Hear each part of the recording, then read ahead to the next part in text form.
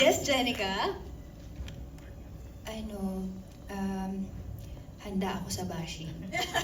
Parang pakiramdam ko kapag hindi ako nakakuha ng bashing, baka hindi ko nagawa ng tama yung trabaho ko. Sana talaga sulit. Kasi yung role ni Sarah talagang mentally draining. Yeah.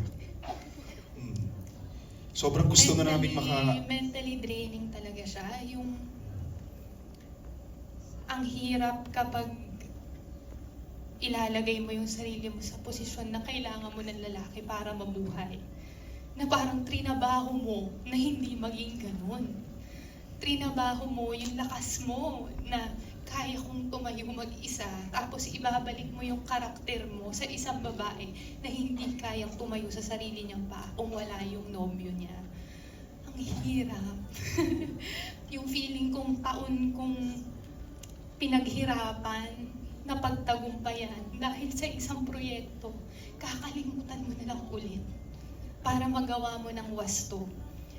Yun. Kumbaga taliwas to sa values mo as a person, pero para sa karakter, kinailangan mong ilagay yung sarili mo ulit dun sa ganong sitwasyon.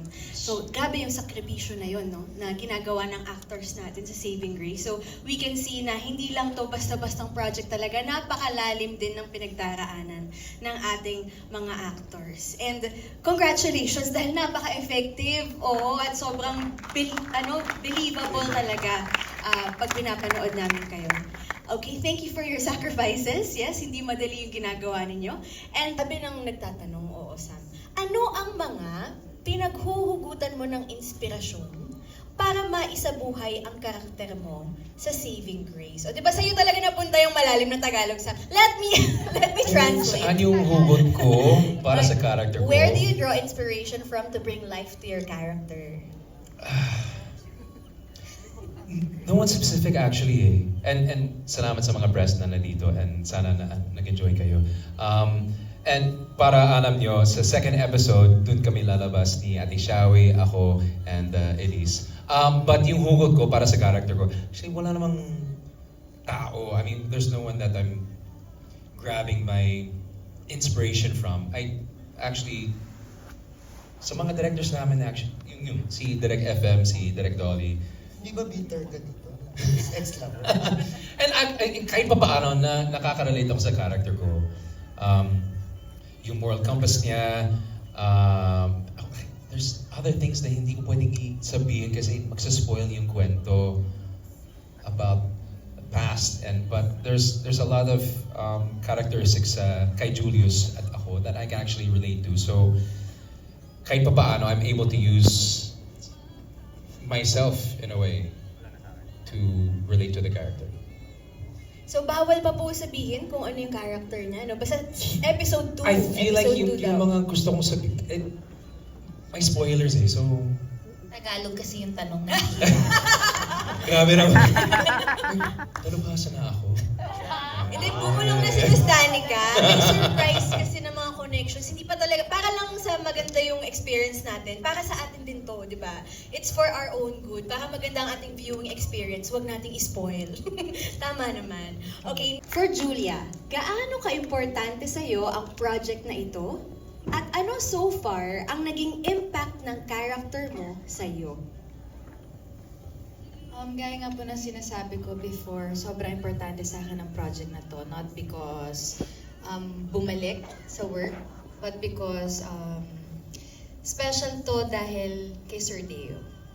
This project ginawa ko, it's because of Sir Deo. Sadly, wala siya ngayon to see this outcome. Lahat po ng nakita nyo ngayon, hindi po ito mabubuo ng isa, dalawa, buong pamilya po ito ng Saving Grace, from on-cam hanggang off-cam. Puso ng on-cam artist hanggang off-cam ng mga workers po namin. Lahat po kami nagbigay ng puso dito, kaya sobrang special ng project. Kung anong natutunan ko naman po kay Ana, siguro hindi lang natutunan nakarelate ako kay Ana kasi may ugali po akong nag-wall din ako. So it's really hard to open up, especially kapag yun yung takot mo. And with Ana, yun yung, kaya hirap na hirap akong i-portray yung role, especially the first part, the first episode na nakita nyo. Kasi ang hirap magpigil, especially kung nakita nyo na yung galing ng bata. Sobrang inosente, sobrang raw. Tapos kapag umiiyak na siya, kailangan kong pigilan na wag ako madala kasi kailangan maklaro ko sa tao na hindi ako emosyonal na tao. Kasi ang dami kong pinagdaanan, walled up akong tao. So ang hirap-hirap nun. So parang ang dami lang factor na natutunan ko kay Ana sa pagpapatawad, sa pag-open, sa ang pagmamahal wala palang measure, talagang malalim. Hindi lang sa pagiging ina, sa pagiging anak, sa pagiging kaibigan, sa pagiging kung ano man yung relationship na meron ka sa buhay mo. Malalim pala talaga siya. So ang love talaga sobrang laking factor sa buhay natin. So, yan. So hindi lang talaga sa acting yung naging effect ng show na ito para sa'yo. Talagang sa iba bang parts ng life, di ba? Ganun kalaki yung impact ng Saving Grace. Thank you very much, Ms. Julia Montes. Ngayon naman, this is for Jenica. This question is for you. Mula pa rin kay Naz Tabares of Pelikula Mania. Bilang ina, ano ang gagawin mo kapag may nakilala kang bata na inaabuso ng magulang? Hindi ko siya kikidnapin.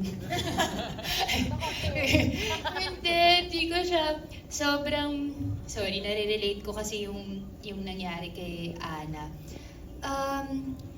Pakiramdam ko, kahit naman hindi ako isang ina, at sana ganun din yung lahat ng tao, di natin kailangan sana ma-experience magkaroon ng anak para malaman kung ano ang tama sa mali.